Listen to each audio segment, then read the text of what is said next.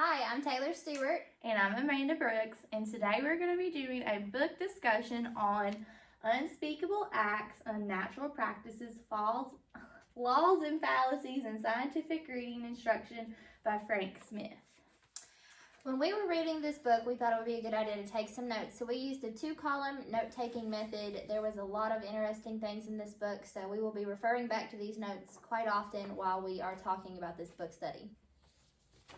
And what we're going to be doing throughout this discussion is we came up with questions and put them on a popsicle stick. And after each chapter, we're going to pull one out and ask each other a question. And if we were doing this as a professional development, we would ask these questions to our colleagues to try to get them involved in the book study. Okay, let's begin. Okay, so we're going to do a quick, brief summary of the book. Throughout the various essays within this book, the author explains how mandated reading activities that students are having to complete during reading instruction are completely unnatural for students to do. Each essay is broken into a separate chapter, and each chapter focuses on a certain aspect of reading. After reading this book, this will cause educators to question their best reading practices. Before reading this story, I thought I knew everything I knew about phonics. However, after reading this book, it truly opened my eyes to what possibilities could be about phonics instruction. All right, so we're going to start with chapter 1. I had chapter 1, and there are 3 main things in this chapter, which is the alphabet, language, and the brain. So I'm going to refer back to my notes, and the first thing I wanted to talk about was these 3 points right here. So there were a lot of confusions and misconceptions about these 3 reading points. Yes. So the first one is the alphabet. In this book, I'm not sure that I necessarily agree with it completely. It talks about how the alphabet was never designed to help readers read. Its true function is to help people cope with technical problems of making language visible on various contrasting surfaces to scribes, copyists, inscribers, and printers. The major importance is that it enables people to make marks on paper and other surfaces. So they basically said that the alphabet was unnecessary for reading. And I thought that was crazy when I first read that, because that is the first thing you learn when you are going to school. You learn the alphabet, you learn what the letters look like before you learn the sounds. So I was also floored by that. I understand why they want the alphabet for the possibility of writing things down so that it's consistent, but I think the alphabet is necessary for reading, because if we didn't have the letters, the kids would not know the sounds or the letters to write or anything. So I think it's very important that we have it. I don't think it was something that shouldn't have been invented. I have to agree. Another point about the alphabet is that consistency was a good goal for the alphabet for transcribers, so that words all looked the same, so students wouldn't read a word and then write it a different way, or 2 students would not write the letters completely wrong or different types of spelling. So as I already mentioned, that was a good point. And it says the alphabet is just a construction kit to help put words together, which I agree. It is like a toolkit full of 26 tools to help us put together words and spell them correctly, but it also is necessary for readers, in my opinion. I agree. It does. The next point is language. Language, this was a confusing section for me. It didn't really fit in as well as the alphabet and the brain, in my opinion. So it says 2 potential problems are that it can lead us to believe that things don't actually exist and they're real, and then to devise imaginary processes to describe the existence of these unreal things. And it enables us to create. It's useful for description. So I agree with it, but I just don't feel like it necessarily fit in with this section with alphabet and the brain. Because language is just a way to describe when we're reading a story. It is. It's how you communicate. It is how you communicate. So when we're reading a story with kids, we want them to describe what they've just read, so they're learning the language and how to describe things in their own way and the way we want them to. But it was a little confusing in this section. And it even says that language lacks in explanatory power. We often invent explanations as to why something happened with language. So even though we explain things in our own words, it kind of lacks its own self-explanatory power.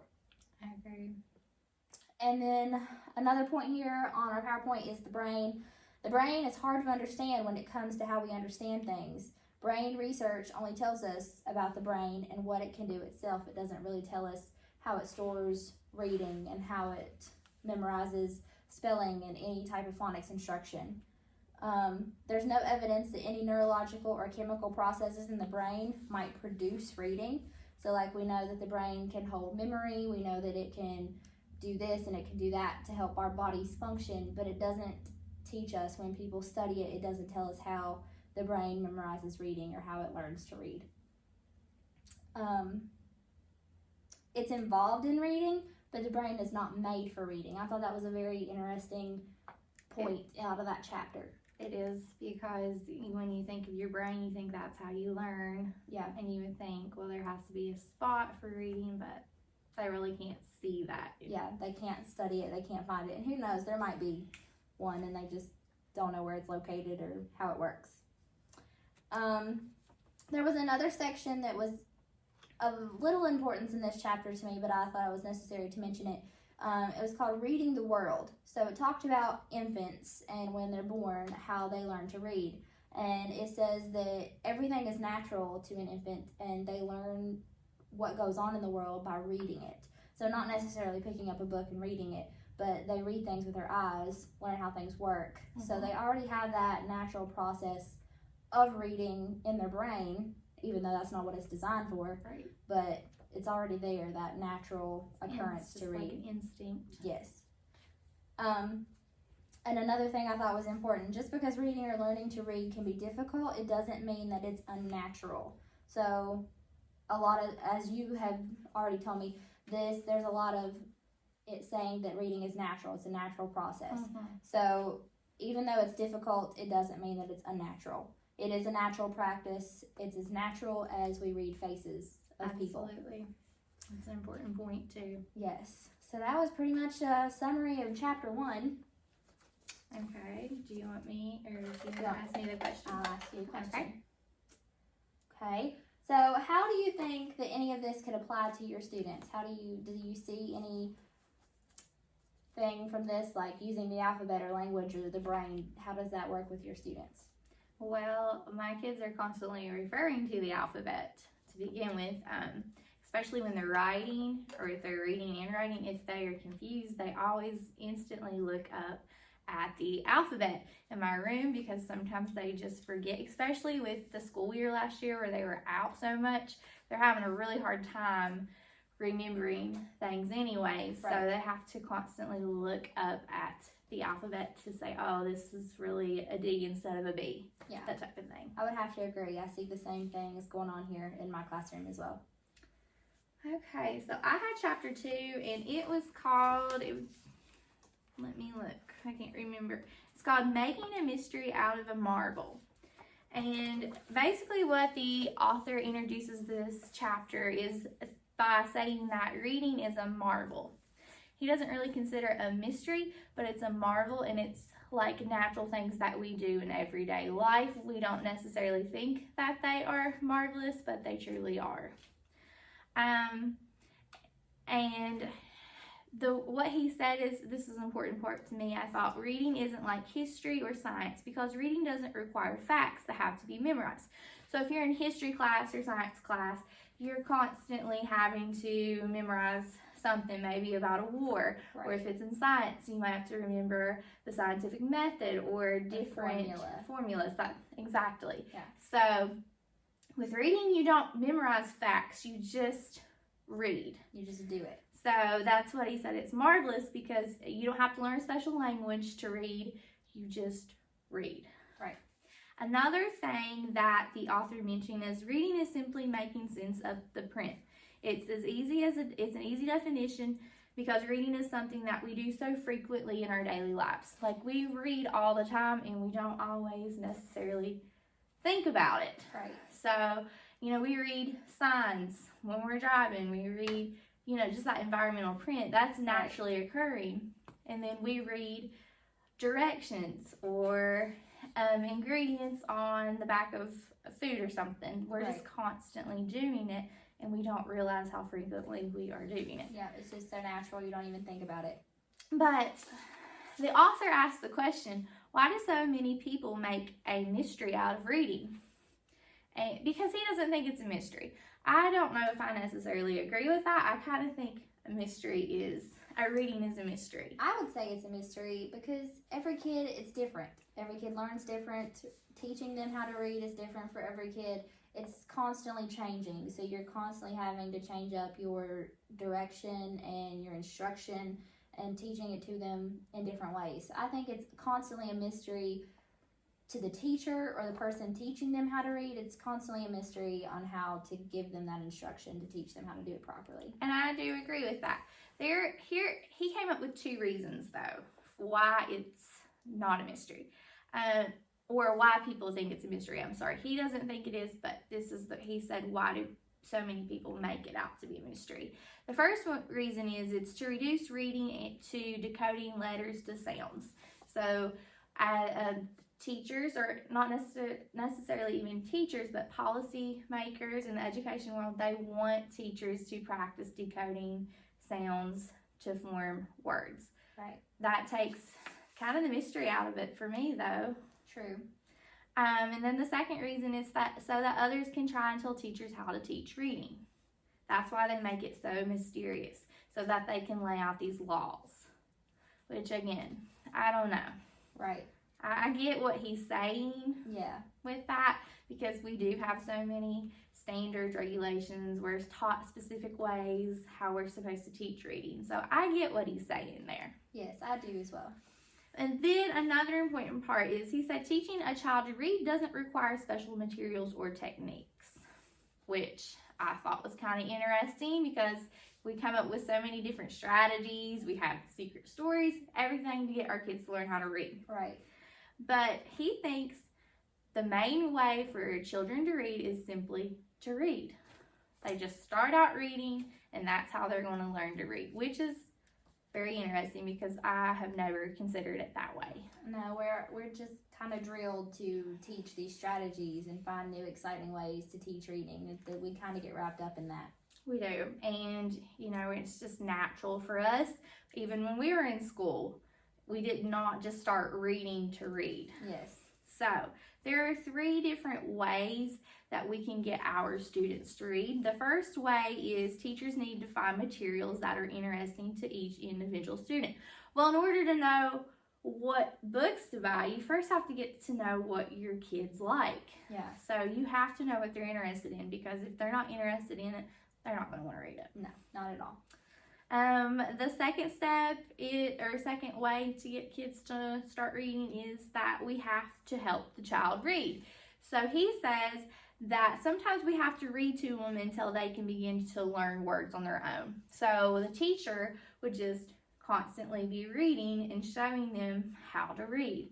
Once students start to begin to pick up on some of those words, the teacher starts to go back a bit and just read with them. That way they still know what the words are and they still have that guidance. Right. The last step is teachers have to let go and just let them read on their own. And he described that we don't necessarily need to push these assessments, these diagnostic tests, all of that, but that's something that's out of our control. Yeah.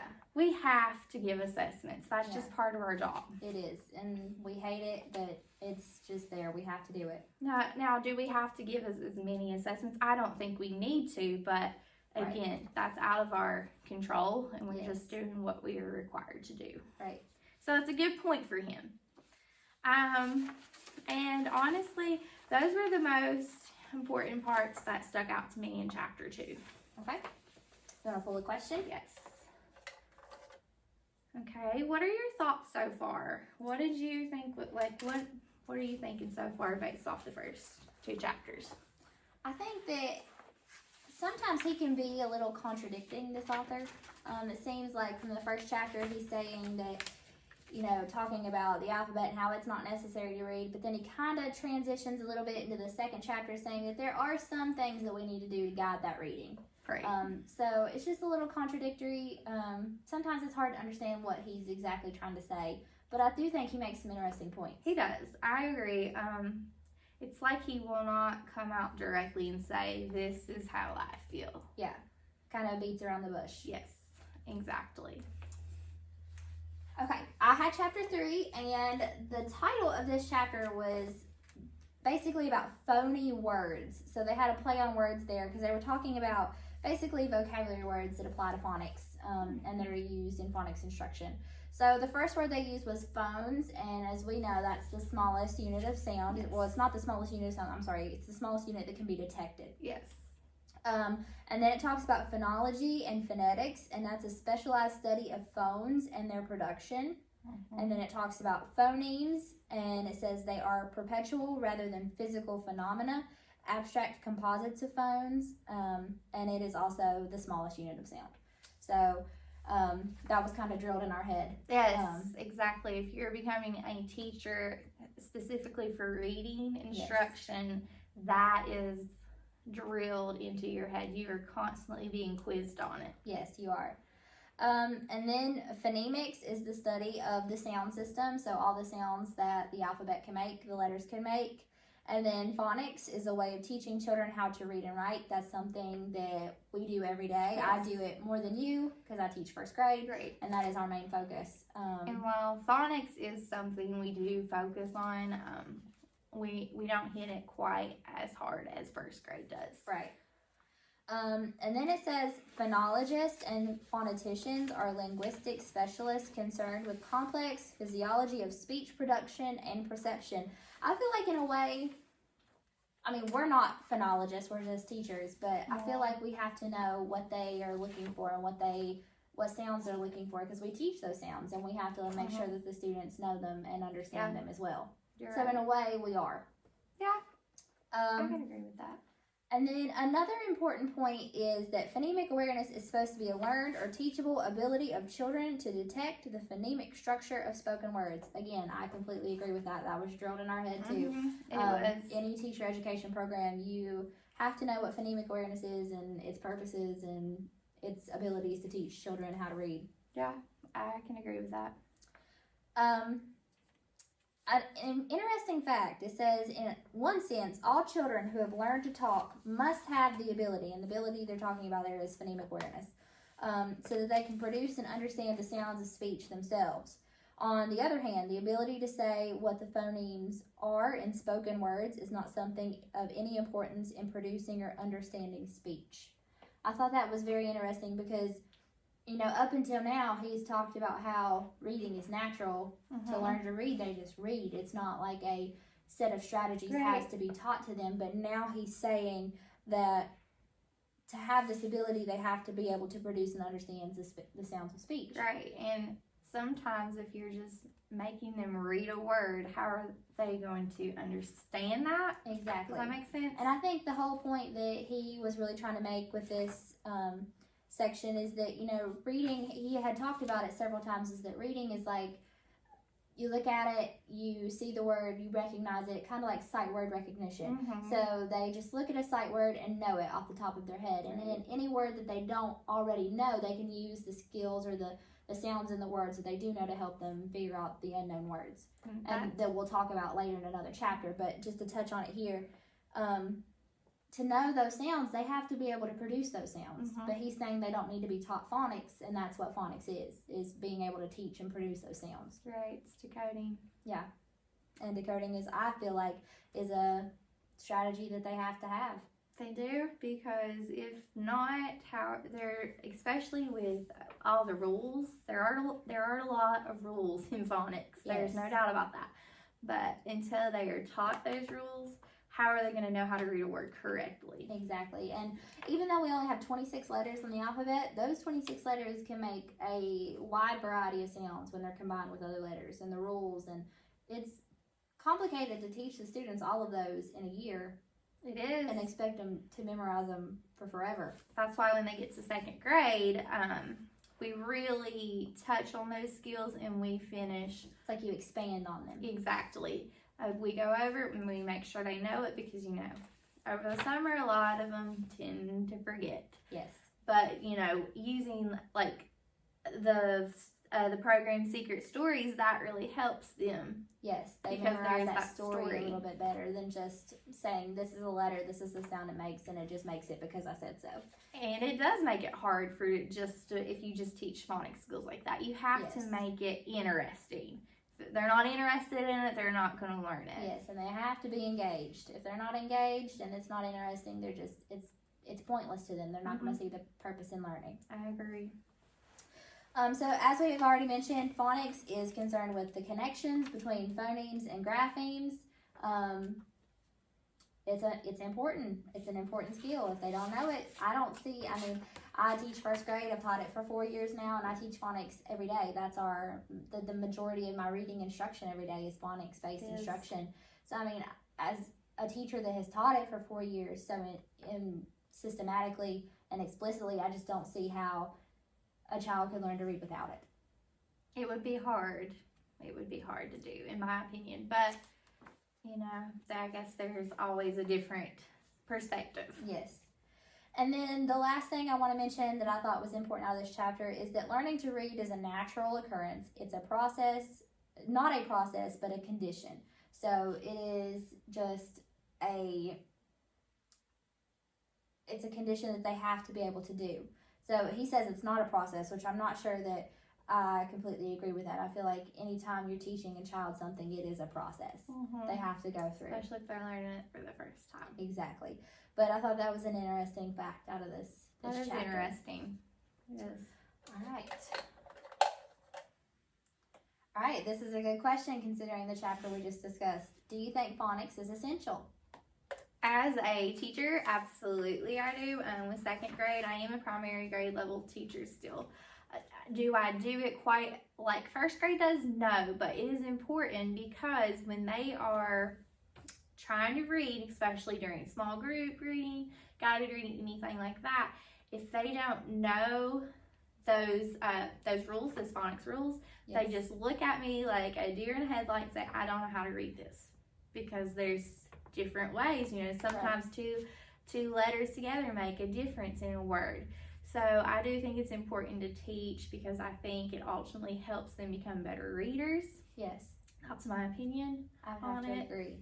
I would agree with your opinion. Without phonics, I just think it would be hard to explain why words are, why we say them the way we do. Yeah, I agree. I agree completely.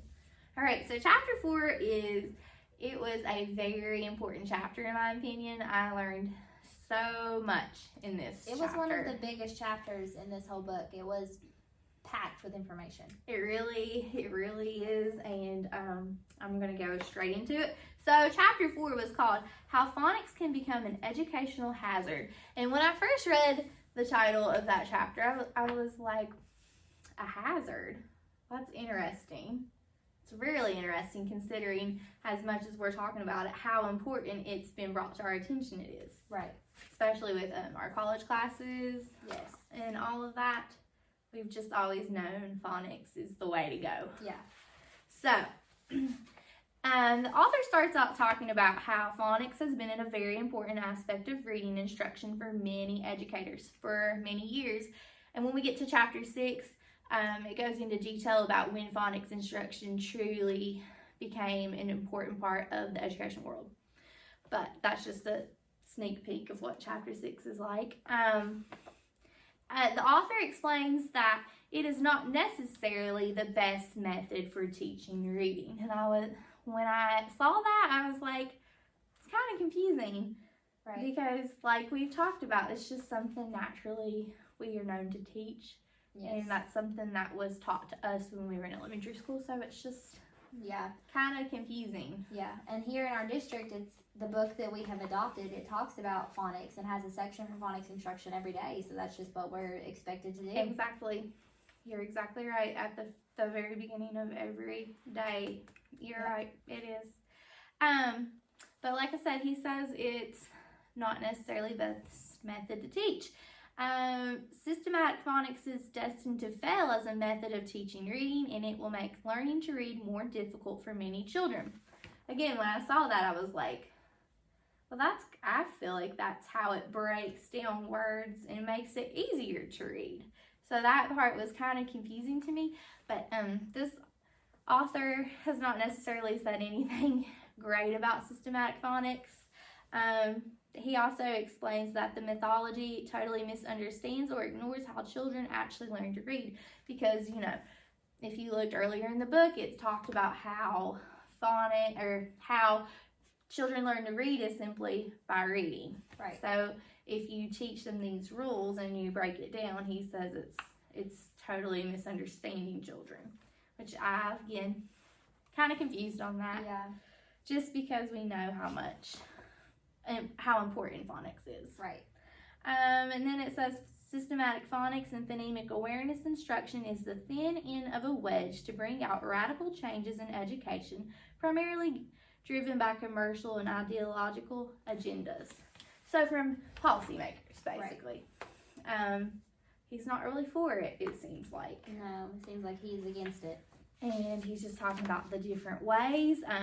He talked about that there are issues that concern the nature of reading, the nature of teaching, and the nature of learning. So I was going to talk about that. So the first issue that I learned about the nature of reading is that the nature of reading is whether reading is a matter of constructing meaning or decoding to sound. So that's the first issue with that.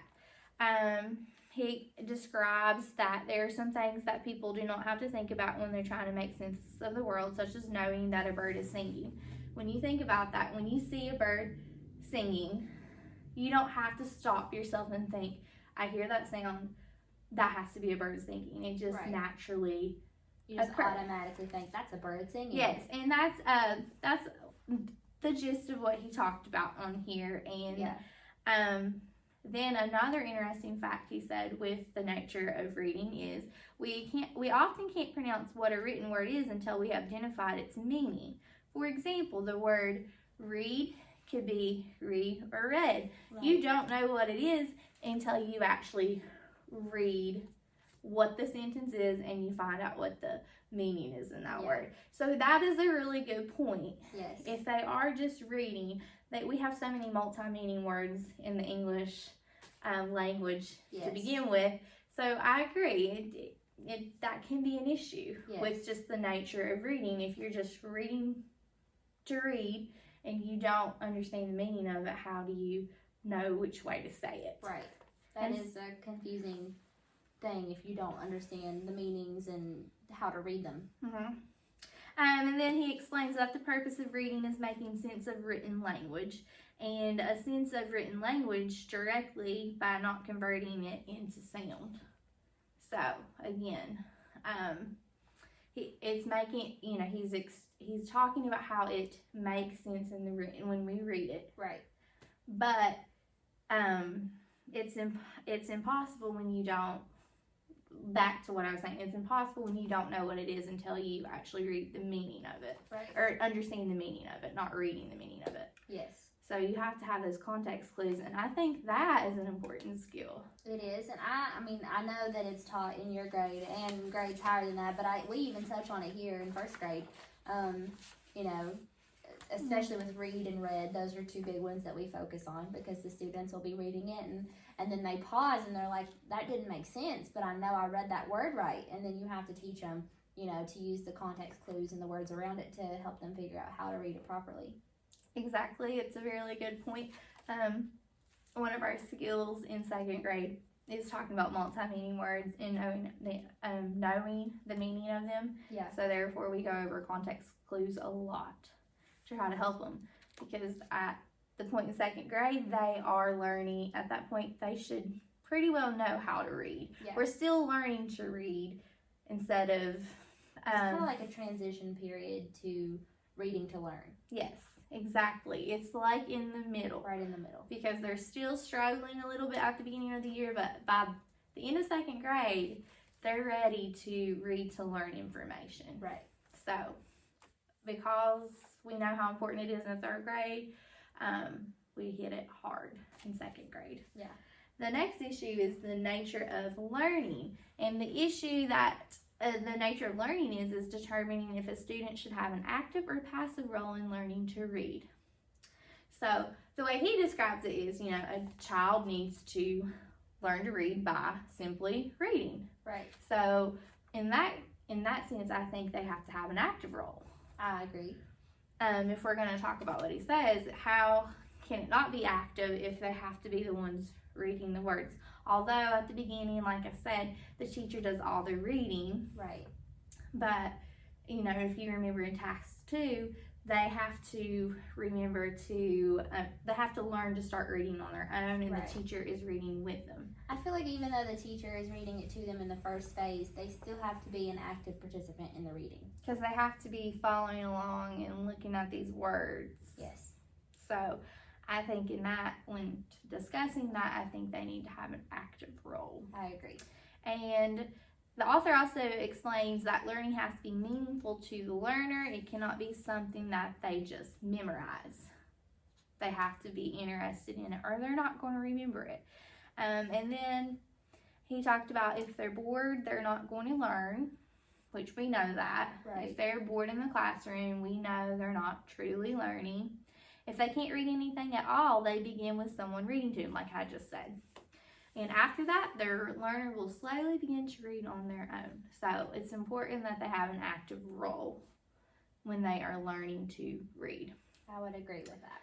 And then it talks about the nature of teaching. The issue with that is that whether teachers or outside experts should be in charge of the classroom, which when I read that at first, I was like, what? I feel like the teacher needs to be in charge. Yes, yeah.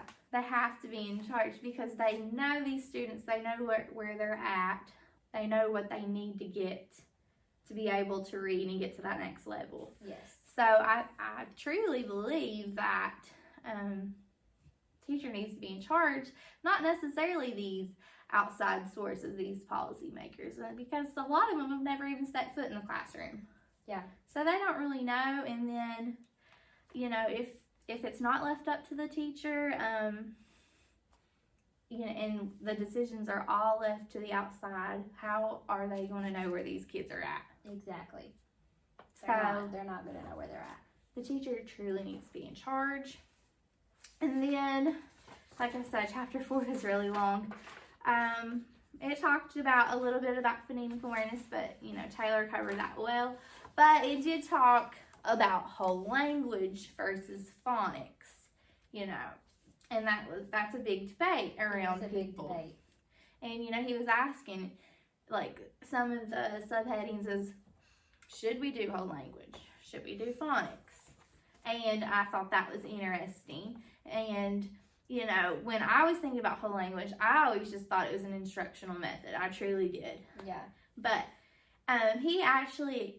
the author explains that whole language is misunderstood by many people, including the people who support it.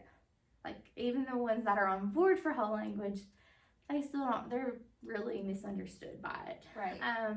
This is not an instructional method and should not be an alternative to systematic phonics. A lot of people think it's either whole language or it's systematic phonics. Yes. And he said it cannot become an alternate to it because it's not the same thing. Yeah. He described whole language as like a educational philosophy compared to an actual reading instruction, if that makes sense. Yeah.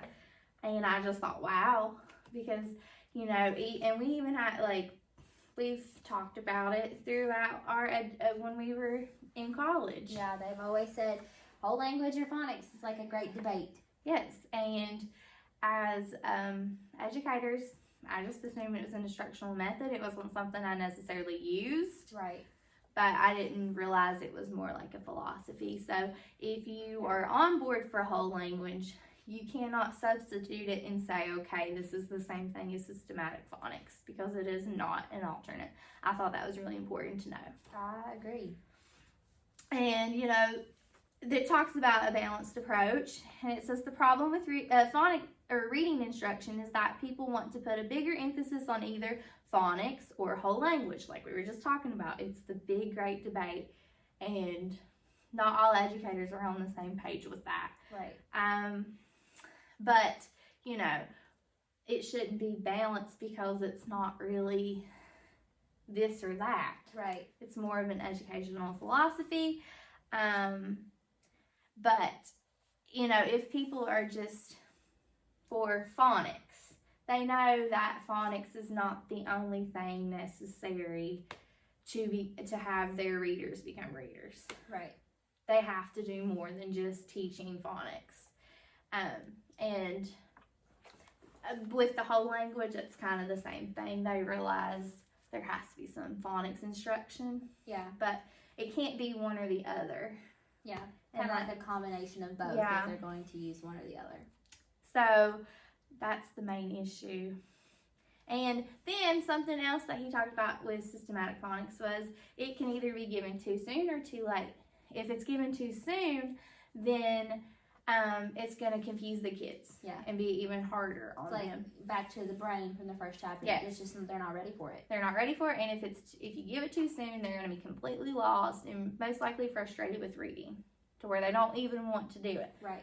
However, if you go over systematic phonics too late, then it's really unnecessary. Yeah. Because they already know how to read. They're past that point. Yeah, exactly. So that's really important that he talked about. Yeah. And one more thing he talked about was the real issue isn't all phonics or no phonics. The major issue is who's in charge. Once again, teachers do not get to take control and use phonics when they find it appropriate. You know, we're given books, teacher editions. Mm-hmm. They tell you this is what you need to do every day. Yeah. And this is what our administrators approve of. Right. They think it's the best of the best. And sometimes teachers just don't get that control. Yes. That they need. They know it's appropriate for their kids. And they're afraid to go outside of that. Right. I would have to agree with that. So that was another big issue that he talked about. But that's pretty much the big parts of chapter 4. It was a very big chapter. It was a lot to really take in because, like I said, there's just so many different sections of it. Yes, and it had a lot of information packed into it. It really did. So I'm going to ask you a question. Okay. Do you agree with the author's thoughts on this? I have mixed emotions. As we all know, I have already said I teach phonics every single day, and I feel like it's just an important thing to do. I think that the child needs to be, as you mentioned, you know, they have an active or a passive role. I think they need to be active learners and active readers to be able to understand it. I think they need to be actively engaged in some type of reading instruction, whether that be phonics, whole language, or both. I just think they need it. They do. I agree with him on some aspects, but not so much on others. I can understand that, and I would have to agree in the same thing. Again, he does bring up some great points that I have never considered. Right. But at the same time, we just know what we know, and it's hard to break away from that. Yes, it is. It's kind of like stuck in our ways. I was about to say, you are stuck in your ways, and it's hard to break a habit. Yes. Yes, it is. All right, chapter 5. Chapter 5 was all about sounding out words, and as we know, that's a big part of phonics, decoding those words and first grade and blending those sounds together. So yes, first grade, that's what I spend the majority of my phonics instruction on every day. And one of the first things that this chapter said, the first sentence of this chapter, it said that sounding out is a handicap, that it's not teaching children how to properly read words. If we tell them how to sound it out, they get lost in the sounds and they can't produce the word properly. Mm-hmm. I'm not sure I necessarily agree there. I mean, I understand his point. If a child doesn't understand all of the sounds and know how they work, then yes, they're going to get lost in the sounds of that word when they come to one they don't know. But if they are taught systematic, explicit instruction on phonics, then they're going to know all those sounds. They're going to know how to sound out a word. I agree. They will. It just becomes natural to them. It does. And, you know, a strategy that I use in my classroom is we stretch it out. I don't call it sounding it out. Even though that's what they're doing, we stretch out a sound. So they start with their hands together and they stretch out every sound and then they clap it back together when they say the whole word. And so that they see a visual aid of each sound coming out and then they smack it together. It's like, it's fun for them and it helps them remember. And it's a strategy that even when I'm not teaching phonics and they are reading, I can see them doing it silently to themselves to figure out a word. And it's actually crazy that it really sticks with them, because once they come to second grade and we're going over something like that, they'll say, well, Miss Stewart says we need to stretch out the word. I'm like, yes, that's exactly right. It's just kind of funny how little things like that stick with them. Yes, and it triggers them and they know what to do. As I've already mentioned, sounding out is unreliable because there are too many alternatives and exceptions to the sounds that certain letters make in certain situations. So again, with read and read, as you said, those words are spelled the same way, but we read them differently. So if a child was trying to sound out that word, they might get confused and they might say one when it's really the other version of that word. Right. There's just too many exceptions and rules to phonics, which I do agree with. There is a lot. There's a lot to learn for 6 and 7 year olds in first grade. So, I mean, it has to be built on when they get to you in second grade for them really to be able to apply it. But I don't feel like sounding out is unreliable. I feel like it can be reliable if it's taught properly. Right. I agree. Especially with smaller words. Yes, I agree. So, as I mentioned earlier, there are 26 letters in our alphabet, and there are numerous ways that those letters can make sounds. But there are over 300 ways that those letters and sounds can be related to one another and can be used in words. So, when you think about it in that perspective, 300 different combinations that you can have. It gets confusing. It does get confusing, and then we have multi-meaning words, and they're all spelled differently and used in different contexts. And so, I mean, I can understand the confusion and the frustration that these kids have with sounding out, but I don't believe it's a handicap. No. Here's an interesting part out of this this chapter. Computer programs that read English text read by recognizing the whole word. They do not look at individual letters and their sounds, so why should students? So they're saying if computer programs don't look at each sound and say each sound to make a word when they're reading out loud, like a recording, why should a student? And I mean, I see where they're coming from. I see that they should be able to look at a word and recognize it. They're eventually going to get to that point. Right. They're eventually going to get to the point where they can look at a word and recognize it without sounding it out. But without that sounding out instruction of phonics, it's going to take them a longer time to get to that point. That's true. Because they can't just learn how to read based on sight word recognition. Right. I mean, we can teach them sight words and they can recognize them without sounding them out. Because there's some words you just can't sound out. No, you can't. Because they don't fit the sounds. No. But not all words can be sight words. Otherwise, they would have a lot of memorizing to do. And as we've already said, reading is not memorization. So exactly right. Another thing, I'm going to go to the book for just a minute. And page 42, there was a very important paragraph here I'm going to read. So it says, the brain has no time to decode letters to sound them when you read, and even less when you are trying to learn to read. And the purpose of reading is not to produce sounds of words, but to understand their meaning. Readers must understand what they are reading before they can read aloud. Try reading aloud a language you don't understand. So, I mean, I see where they're coming from. But to be able, where it says readers must understand what they are reading before they read it aloud, they have to know how to read it before they can read it. That's true. And that's where this sounding out instruction comes into play for me as a first grade teacher. Right. Because if I don't teach them how to sound out with our phonics program, then they're not going to be able to read those words and understand what they're reading. No, they won't. You're right. So it says that even though we have this phonics instruction, there's a better alternative to sounding out. And their better alternative is just children read by recognizing words. So kind of sight word. And I've already said, I don't necessarily agree with that. Sight words can't be everything that they learn in a day. But they relate letters to the sounds of speech that has nothing to do with reading or writing. So just looking at a word and recognizing those letters and being able to read it. They're not relating it to writing yet.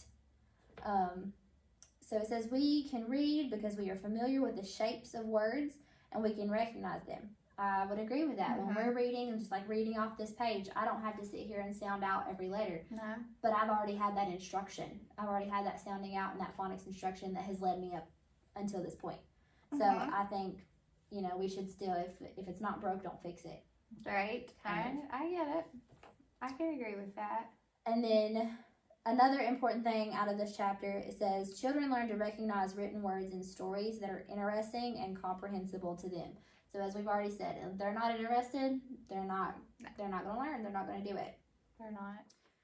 Okay, the last important thing from this chapter is that every word learned is a convenient package of clues for recognizing other words. Children only learn to read by actually reading. That is a recurring theme here. We keep saying that children learn to read by actually reading. All right, so that pretty much sums up chapter 5. So here's your question. What was the most interesting thing from this chapter? The most interesting thing about this chapter was, it talked about sounding out. There's another alternative to it, which is recognizing words, which is basically going sight words. Right. I think that's interesting because that is important. That is an important skill that students need to be able to accomplish. Right. Especially in second grade, basic first grade sight words. They just need to be able to read that to help their fluency so their comprehension gets better. I would agree. So I think that would be the most. That's what I took from it. Okay. All right, so we're on chapter 6, and it's called A Federal Fetish. So in this chapter, it talks a lot about different reports that came out about phonics and how the federal government decided that our instruction needs to be heavy on the phonics part, which is what we know today. And it says phonics has become a status of a fetish in the higher realms of the educational policy making, and it started in the 1980s. So that's when it first came out and was really popular, and everybody wanted to jump on that bandwagon. That phonics has to be taught. So, like I said, it started in the 1980s. The first major report was called Becoming a Nation of Readers, and this report focused heavily on early phonics instruction. It's something, it kind of got the government and policymakers' attention. And then also, in 1990, the book Beginning to Read by Marilyn Jagger Adams was commissioned by the Department of Education as well as by Congress to examine the role of phonics in reading instruction. So, after they read that book, they're like, oh man, maybe phonics is the way to go as far as reading instruction goes. So they just jumped on it. They were ready for every teacher to be involved in phonics and to teach phonics because they thought maybe that's a better way to teach reading. Within that book, the Marilyn Jagger Adams talked about how the symbol sound system should be taught explicitly, early, and along with phonemic awareness, which is what we do today. Right. So in that aspect, it's not changed. It's kind of the same because we teach it every day, direct instruction, explicitly, so that they can become better readers. Yeah, it's just kind of developed over time. Exactly. And then there was one report that caused all this huge uproar in the education field. And it was by the report Teaching Children to Read, an Evidence-Based Assessment of the Scientific Research Literature on Reading and Its Implications for Reading Instruction. And this was developed through the National Reading Panel. Mm-hmm. The words evidence-based and scientific research is what triggered everyone to think, man, this is an important report. It's scientific research. It has been evidence-based, so they've tried it out. It's the way to go. So everybody wanted to read and learn more about it. Right. And because of that report, it was quickly mandated by the federal and many state administrations as the sole base of instruction for students in schools and teachers at faculties of education, as well as participations and in-service training. So, this report, I don't even know if it was technically evidence-based. I don't know if they really truly tried it out. I think they said it, and everybody was just excited about it. It's like they ran with it. Yes, exactly. And then the National Reading Panel report became the basis of the reading first in the initiative of the No Child Left Behind. So That's a big deal. that is because, you know, that they came out with that back in 2002. Right. So it was important. And this upset educators. Educators were not happy about this. They had their concerns, and there were three major concerns. The first concern was that teachers thought it was harmful to students. You know, they weren't really doing phonics like they do in today's world. Right. So they thought it was going to be harmful to have to learn all those rules. And they thought, maybe this isn't the best way. This was teachers back then. Right. So that was the first reason. Oh, and it also, that they were concerned because they said individual students suffer when subjected to a uniform model of reading instruction. So basically not every kid learns the same. Right. So how's that fair to the kids that struggle to read? Yeah, I would agree with that. The second reason was children are deprived of sensitive, responsive precision in teaching when a rigid methodology is imposed. So phonics is rigid. It is rigid. And there's a lot to it. There's a lot of rules, memorization of those rules. So they thought they were being deprived, and that teachers just didn't feel comfortable with that. And the third reason was teaching that is based upon a limited, inadequate research-based risk miseducating children about reading. Because it was not technically research-based, they thought teachers didn't think it was fair to these students to implement this when they weren't really sure it was an adequate program. Right. Or method of instruction, rather. So, teachers were concerned about it. And, you know, the author also explained that teachers can talk to their students about these crazy demands and explain that there are some things that are out of their control that you have to do in the classroom because, you know, in this section there is a subheading that said, well, what can we do? What can educators do if we don't have a choice in this? And it's to explain to those students, especially the ones that are getting frustrated, and you know it's not necessarily the best method for them. Right. Talk to them and explain sometimes we have to do things that we don't necessarily want to do, but that is out of our control. Right. And the last thing that he mentioned in this chapter, which kind of, to me, I don't really feel it was appropriate to go in this chapter, he explained that you can't make a child interested in reading and you should not be forced to try to do so, which I guess when he says that, he's like forcing phonics on them. Right. But still. And then he said the main thing that teachers should focus on is ensuring that you are to interest and reassure your students. So find things that are interesting to them, reassure them that they can do it. And if you try to force reading upon students who have no interest in reading, you're going to force them to hate reading, and they might become failures of reading because they're just not engaged in it. I could see that, but I mean, at the same time, we need to try everything possible to get them involved in reading. I agree, because you know, if you don't find a way to get them interested, then there's just no way they're going to ever be interested. But still, to include it in that section, I'm not sure I would have placed it there. Yeah, I'm not sure it flowed very well in that section. But I guess if you're relating it back to phonics, that's why. Okay, so we're at the end of chapter 6. I'm going to go ahead and ask you a quick question about the reading. How do you teach reading? So the way I teach reading is with phonics instruction. You know, every morning I start my phonics program. So whatever our skill is for the week, I go over it, I review it, I write words up on our board. We sound them out or stretch them out as I showed you earlier. And then we usually do some type of phonics activity to go along with that. And then we transition into our reading program where we read our sight words, we read our story for the week, we read decodable readers, and we find those phonics skills inside our stories. We highlight them, circle them, color them, you name it, we do it. So that's how I teach my reading instruction. I feel like it's pretty effective. It is. I have to say that I do it similarly.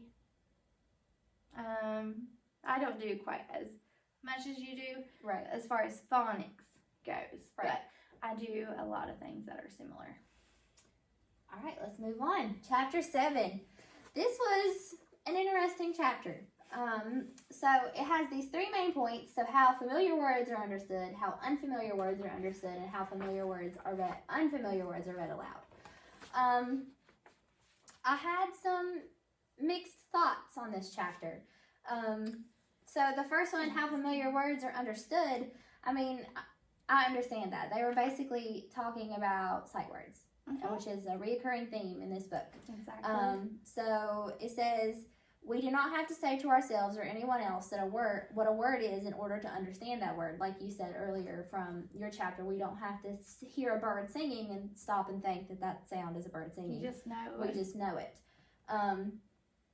The understanding has to come first. So we have to understand a word before we can read it and read it every day or read it anytime we're reading. You're right. So there was a question that said, how do I teach children to identify and say words that they have never met before? So we're transitioning from the familiar words to the unfamiliar words, and how they read unfamiliar words and how they understand them is basically the same way. They can look at words that are familiar to them and chunk it apart and take out chunks that they do know, that are familiar, that they do know the sounds of, and apply those sounds to the unfamiliar words to be able to figure them out, to be able to understand them, and to be able to read them aloud. Right. It says there is substantial evidence that readers quickly become extremely proficient at attributing the correct meaning to unfamiliar words in the normal course of reading. So even though they don't know it, if it's unfamiliar and they can't read it, they're going to be quick to figure it out if they can use their mind decoding skills to see familiar chunks of letters in that word to figure it out. I agree. You could definitely do that. I actually see students do that all the time. Yeah. And sometimes it doesn't work in their favor because they just want to read the word that has some of those letters. Yes, the familiar word that they know. They don't want to try to sound out the unfamiliar word. They just see that and recognize it and think that it's the other word. Yeah. I see that as well. It says, when we become familiar with the meaning of written words, we employ our lexicon of meanings to establish a relationship between the written word and its spoken counterpart. The sequence is written word, then the meaning, and then the spoken word. So their understanding is they see the written word, they're able to read it, understand its meaning, and then they're able to speak it, and speak it frequently and fluently. So I thought that was an interesting pattern. That is. Normally I would expect it to be reversed, that they would be able to speak it, then know the meaning, and then be able to write it. Right. So that was kind of how I just didn't know necessarily how I agreed with everything. But, everything is changing and evolving, and, that might be a way that they learn now. Yeah, I do agree. It does make sense. Yeah. So this says words are often share spelling patterns with other commonly known words, as I've already mentioned. So that is how they understand those unfamiliar words and how they can read them. We recognize new and unfamiliar words because of what we already know of words that are familiar. We can put meaning and pronunciations to them because of what we know about spoken words that have a similar appearance. So I thought that part to be confusing because it says what we know about spoken words. Well, if it's a spoken word, it's not going to be written down. They're not going to see it. Right. They're not going to know that spelling pattern. No, you're not going to recognize it too on paper. Anybody can recognize a spoken word from their memory because they've heard it before. But a written word is more complex because it's written down on paper and they have to actually look at it and read it and know the sounds. And if they have only recognized it through hearing the word because it's spoken, you're not going to really not going to understand it. Exactly. They're not even going to know where to begin. Yeah. So that was a pretty short chapter that pretty much sums up everything from that. So let me ask you a question.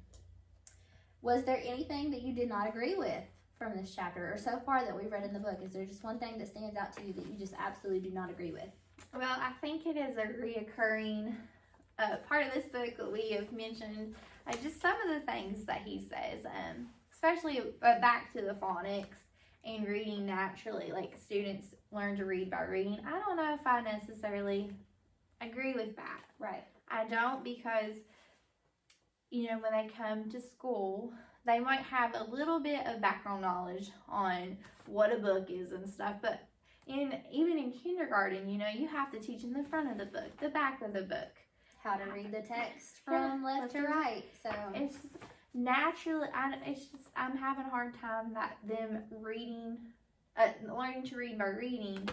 It's just, I feel like there just has to be more steps I think I would involved have to prior to that. But again, that's just my opinion. Yeah, well, I agree with your opinion. We share the same opinion on that. Okay, so we're moving on to chapter 8. Chapter 8 is called Just a Matter of Time. This chapter hit me hard as a teacher. I would agree. It was interesting to read. It really is. And two, it makes you really question being a teacher. Like, some of the things that I want to talk about, it really makes you think, wow, am I doing that in my own classroom? Yeah, kind of makes you second guess. Yeah, so at the beginning of the chapter, it talks about a little boy named John who struggles with reading. He can't keep up. He's having a difficult time with learning to read. He was given many diagnostic tests, which we see, especially in the primary grade levels, constantly testing these students that are having a difficult time. This type of student typically has grades that are D's and F's, not passing. Yes. And that is all that this kid is used to seeing. I have students like that currently, and he talks about just how frustrated this little boy is. As teachers, we see that frustration. Yeah, we do.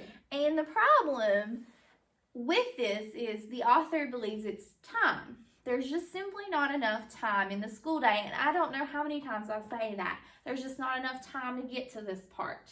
There's not enough time to cover this subject. We'll have to pick it up tomorrow. Yeah. There's no downtime because our school days are so structured because we have such high standards we have to meet. Yes. The curriculum is it seems like it's getting harder for students. Like they're just, policymakers are expecting more and more out of kids when they're not ready for it. So it's our job to find time to make sure that these students can read, can do these strategies, but they have to do it on our time. Yeah. And even as an educator, you know, it's frustrating on our end trying to squeeze all of that stuff in. And as you said, you know, there's just not enough time in a day to get to it all. And I don't know how many times I've said to my kids, then when they've said, I thought we were going to do this today, and I'm like, well, we ran out of time. We'll have to finish it tomorrow, or we'll have to pick it up later in the week. It's just, there's never enough time. And it is frustrating. It is. And basically what the author is saying in this chapter is that students like John, they need that extra time. They need that extra time to learn how to read. As educators, we're not giving them that time either because we are kind of just moving them along. And it's really sad.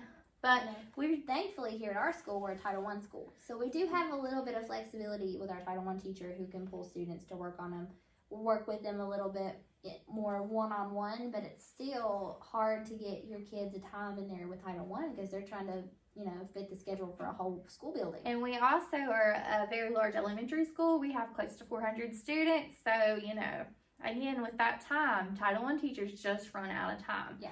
Time is the main point in this chapter. There's just not enough time for those students. And if you spend a lot of time trying to help these students who are struggling with reading, you're losing time in other subject areas or other concepts that you're trying to teach. And, you know, you have to have that balance where you have to make sure you get all those standards in. Yeah, because then we're held accountable for that. And the author explains how there's just so much pressure on teachers that often we pass the buck down to the student and say, well, I'm sorry, but this is just, we have to move on. You just can't do it. Or we might blame, not really blame, but we try to hold parents more accountable. Right. And if they struggle at home with reading to begin with, we can't expect them to get their student on track. So, this unrealistic, what they're wanting us to do is just unrealistic. Yeah. Especially with adding more and more standards or expecting kids to know more of this. earlier on in their school years. Not that they can't do it, but it's really hard. And if you spend so much time on kids like John, then the students that catch on right away, they're getting left alone. Yeah, and you are hurting them just as much as you're hurting the students that are struggling. So there's just not enough time in our school day, and because of that, that's hurting students like John. Yeah, I would agree. And that's basically what the chapter was about. Okay. Just time. And like I said, as a teacher, that really hit hard. Yeah. You know, you like to think that you spend time on the students that are struggling. Mm-hmm. But I know I've caught myself, like, looking at the clock saying, oh my goodness, we've got to do this, this, and this before lunch. Yeah, I was going to say, guys, we've got to get this done, work a little bit quicker. And just do your best. Yeah. We don't actually take the time to give them what they need. I would agree. So it hit me hard. It made me question, man, am I doing what I'm supposed to do? Makes you question if you're doing everything to the best of your ability. Yeah. To help these kids. And that's something that is really going to stick with me from here on out. That's probably the most important thing that I've really learned throughout this whole book. Yeah. All right, let's ask a question. What was most shocking so far? You know, even though you already know it in the back of your mind about the time, I think it's shocking to read it on paper and to say, oh, it's not just us that realizes that time is being lost. It's other people that realizes that the expectations put on us and students at the same time is just getting more and more every year. And, you know, especially now with COVID-19, the expectations for distance learning and remote learning, and it's just a lot of expectations, and we think that we're running out of time in the classroom setting. Imagine when it's a virtual setting and our time is narrowed even farther. Exactly, and unfortunately, our county has been a school to where we can have instruction 4 days a week. I mean, that's not been possible the past month because we've had so many cases, but prior to, even having that 1 day off for remote learning and deep cleaning, we were stressed out. Yeah. Like, how are we gonna get all this instruction in this amount of time? A whole day of instruction to have to squeeze in the other 4 days. It's not fair to the kids. It's not fair to educators. No, I would agree. All right, chapter 9. So this whole book so far has focused on reading and reading instruction, and this chapter does too, to some extent. But the focus of this chapter is math. So I thought it was interesting that they threw in a chapter about math, because you don't necessarily think about math as reading, but it is. That's true. Because they're reading numbers, they're reading word problems, there is reading involved. Especially in second grade, we do, based off our math series, it has a lot of word problems. Yeah. So I agree. So there was a shocking fact in this chapter for me. It says everyday language, so like us having this conversation right now, everyday language cannot be used in mathematics. Mathematical language should be used. So there is a whole different realm of language that has to be used with math, which we know there are math vocabulary words and numbers, but I don't think that I always thought of it as its own language. No. I just kind of extended it as everyday language. Right. But there was an example in the book, and it was pictures of bananas, and it had 2 bananas plus 3 bananas equals 5 bananas. And it said if a teacher was to read 2 bananas plus 3 bananas equals 5 bananas to students, they would not understand, because that's mixing everyday language, like the word bananas, into mathematical language of 2 plus 3 equals 5. Right. And it says numbers do not exist in the familiar physical world around us. So it doesn't exist there naturally. We put it there. So in a classroom that has 15 desks, we put that number there. It's just a room full of desks, but we counted them and said, oh, that's 15. So we're putting the math language into the everyday language. And if a child is not explicitly taught that, they're not going to understand it. And I agree and disagree with that at the same time. Because I know when I'm teaching math, sometimes the only way I can get through when I'm teaching addition or even subtraction is relating it to everyday language, to stuff that they're interested in, especially food. Any math problems you related to cookies or pizza or apples or anything. Bars. Yes, candy bars. Anything that they can physically see or physically hold that they're familiar with. It seems like sometimes that's the only way you can get through to them. So I don't necessarily agree that it's two languages that should never be mixed. I feel like that it has its appropriate time and place. Exactly. Especially when they're not understanding the mathematical language. Yes. So you have to put that everyday language in it. Yeah. And I think it should be everyday language that they understand. You obviously don't want to use everyday language that's completely unfamiliar to them. Right. You definitely want to use something that they're going to recognize. And they can relate to math. Yes. Is what I mean. Exactly. Yes. So it says, learners have to understand what is meant by the words 1, 2, 3, and so on to understand any statement made about numbers in everyday language. I would agree with that. You know, preschool and kindergarten, they focus on teaching numbers and how many each number represents. And, you know, even in first grade, we're still doing that. We're still holding up a card that has 5 dots on it, and we want them to automatically recognize it and say, oh, that's 5.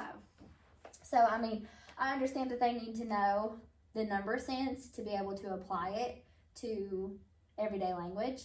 But, you know, I think that they catch on a little quicker than we give them credit for, or that this book is giving them credit for.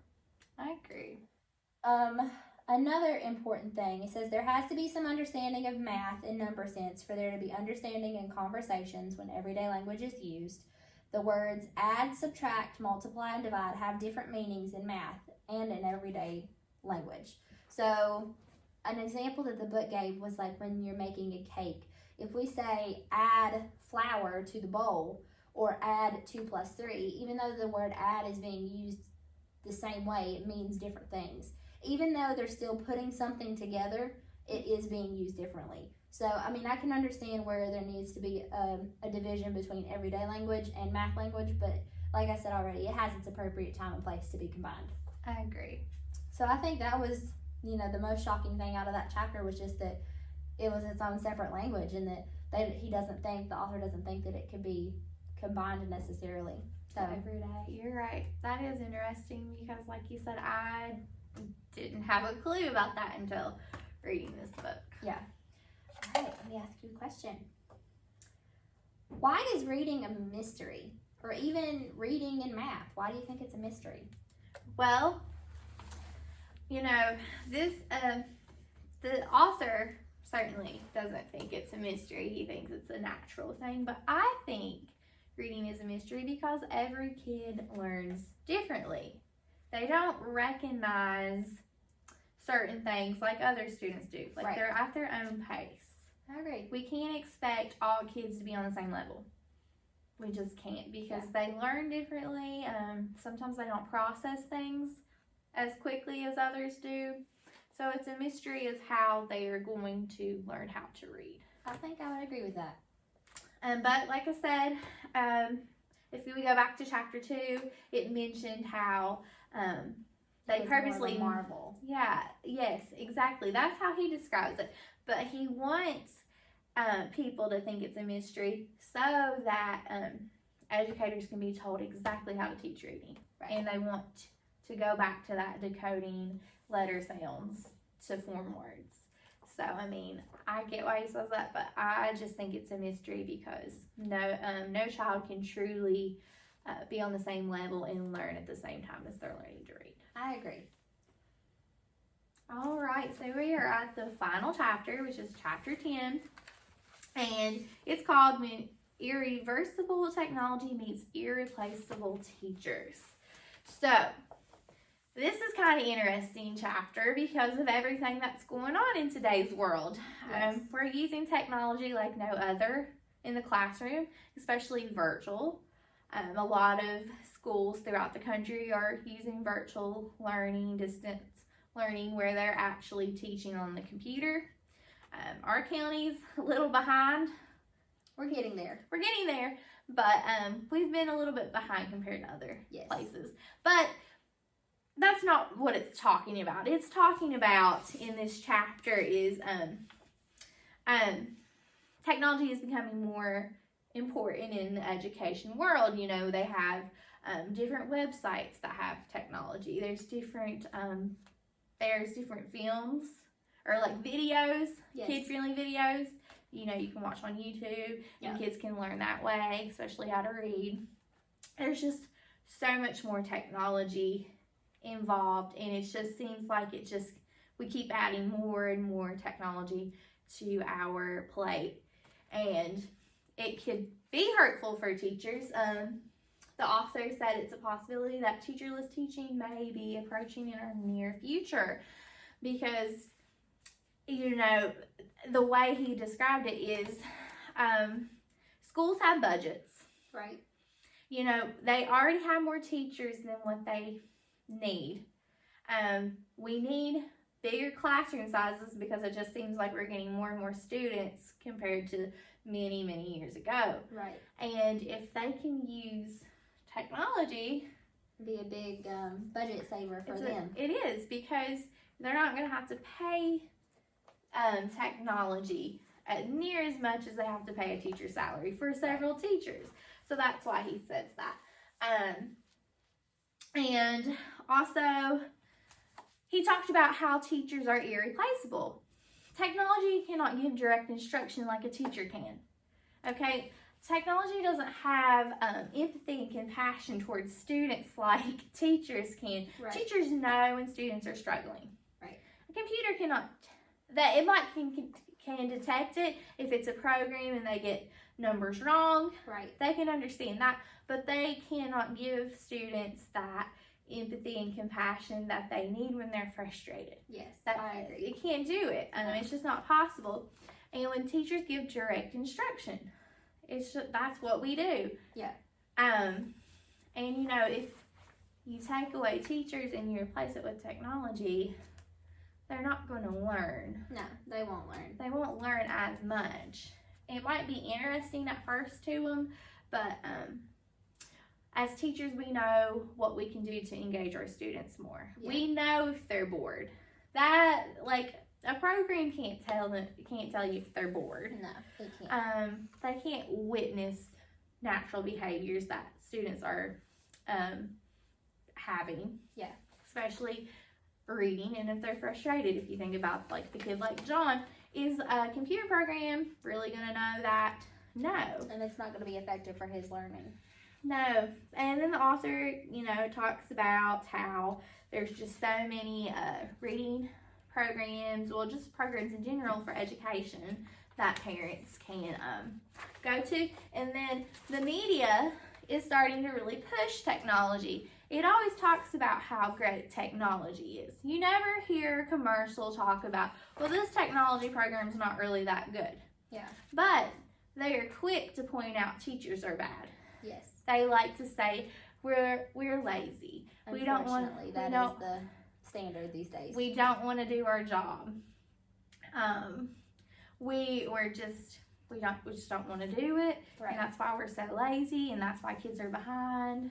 You know, they don't really ever come out and say wonderful things about teachers. Now, sometimes, every now and then, you're going to see it, but they're pushing that technology. They are. I've never seen a commercial that talks about technology being a bad thing, or even a news report. No, I haven't either. So it's pushing it, and it's talking, and there's like commercials that people can watch and see how effective technology is in the education world. I mean, they have programs. You can do homeschool programs now, and they advertise how they have a K-12 curriculum and how students love it, how they're so successful. So, you know, parents can be easily persuaded. If you see something on the TV every day, it's going to make them start to think, well, maybe it's worth it. So that's what it's talking about. And then, like I said, it's kind of scary because, you know, what if technology does replace teachers? Yeah, it's a scary thought. It is scary. But one thing technology can't do for readers is that teaching in the classroom can do is, you know, that technology is not going to talk about characters. Right. And even if they are reading, like, you know, they can't be as involved on a computer screen versus in the classroom, especially with writing. Like, they're not even writing on the computer, they're typing, and that requires computer skill. Right. It's a whole different set of skills. And while they can still express themselves, it's still not quite the same. Yeah. So that's basically what it said. It's just that technology is entering is it been in the education world, but it just seems like it's just keeps moving forward and it's being pushed more. I would agree.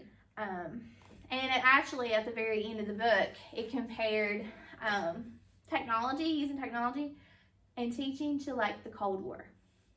It's a constant battle. It is. I would agree with that.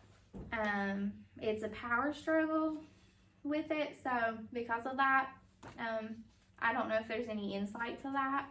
Yeah. I think it's just going to continue to be a long battle, technology versus in the classroom. And the last thing the book mentions is the very last part of the book. It says, the author ends the books with saying that the idea must not die that we live in a world of people. Not in a world of, that we live in a world of people. Because that's who we are. We're humans and we talk to each other. We're not a world of machines, systems, and lean budgets. The human heart of education must remain beating no matter how heartless our society becomes. So, teachers have to just keep on working. They have to keep trying to bring education because, you know, like we said, we're not robots. We're not computers. You know, if that was the case, it'd be a lot easier. Yes. So, we have to fight for and make sure that, you know, kids are going to get the education that they need. And that's ultimately in the classroom. So that's basically how the book ends. So this is the last question. And do you think reading is natural? After going over this whole entire book, is reading natural? I think that it can be. You know, as I discussed in chapter 1, for infants, let me go back to my notes.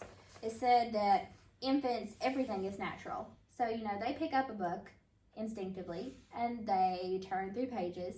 Are they reading it? No. But that instinct is there. Actual reading words, sitting down and reading a story, I don't think that it all comes naturally. I think that maybe some of it does, but it's a process that has to be learned. I agree. So I think in some aspects, yes, it's natural. It's natural for a child to pick up a book and maybe want to read it or want to do something with the book. But learning how to do it is not completely natural. See, I agree with what you said. It is natural for a child to pick up a book, but I think that to an extent, there has to be books in the home. Yes. It starts at home. There has to be books so that they know, because if a child has a family that has no type of books or anything with literacy in their homes, when they come to school, they're going to be clueless. Yes. So, I agree with that aspect too. So, this has been a really good book study. Now, we do have a article that goes great with what we were talking about, especially if we go back to the chapter 4 about whole language versus phonics. We found this article. Okay, this article is Learning to Read, the Great Debate 20 Years Later, a response to debunking the great phonics myth. So I know that, you know, the whole focus on this book was getting phonics out of the program pretty much. And this section that's highlighted here says, the Cabin article reported accurately the increase in phonics teaching from 1970 to 1980. Helen Popp presented data on this trend as it was developing. The NAEP noted that the decade of the 1970s in particular was an era of emphasis on the basics, but the increase in phonics instruction and the emphasis on basics were associated with higher, not lower reading scores. The period from 1970 to 1980 saw other changes that accompanied the rise in reading scores. Basal readers contained larger vocabularies made possible because children could unlock new words better than when a sight word approach was followed. So in this book, it talked about sight word approaches a lot. It did. And it talked about how it helped students learning to read. It did.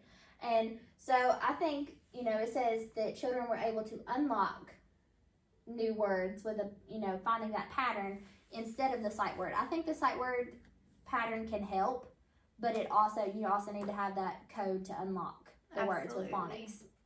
So I think that goes perfectly with what was mentioned in this book, and that's how we can really relate it to the research that is given on this topic. Yep. Well, that was a great book study. It was. I feel like we learned a lot, especially discussing it together. Yeah. Very interesting read with a lot of interesting facts. And it truly makes you question if you're doing your very best practices in the classroom. I would have to agree with that statement. All right. So thanks for watching our book study, guys. Bye.